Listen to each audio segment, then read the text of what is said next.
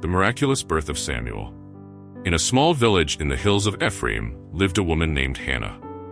Hannah was known for her kindness and devotion, but also for her sadness, as she could not have children. Every year, Hannah and her husband Elkanah traveled to the temple in Shiloh to offer sacrifices and pray.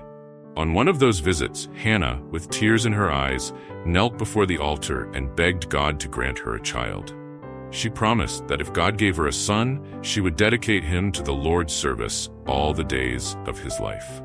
God heard Hannah's fervent prayers, and in his infinite mercy, granted her a son. She named him Samuel, which means asked of God.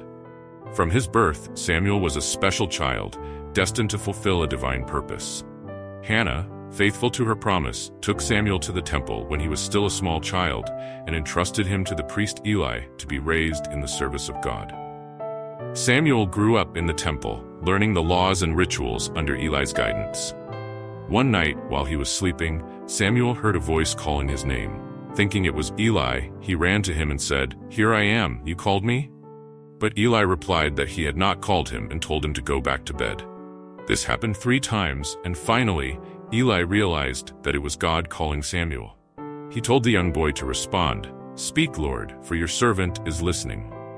When Samuel obeyed, God spoke to him and revealed a message about the future of Israel and Eli's household.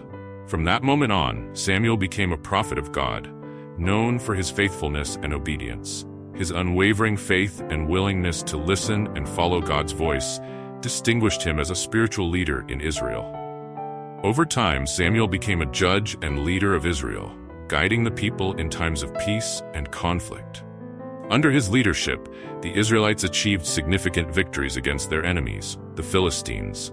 Samuel also played a crucial role in Israel's transition from a confederation of tribes to a monarchy. He was the one who anointed Saul as the first king of Israel, and later David, the man after God's own heart. Samuel's life is a testament to faith and obedience. From his miraculous birth to his divine calling and leadership as a prophet and judge, Samuel demonstrated unwavering trust in God. His story reminds us that regardless of the circumstances, faith in God and obedience to his will can lead us to fulfill purposes greater than we could ever imagine. If you like Bible stories, like it and share.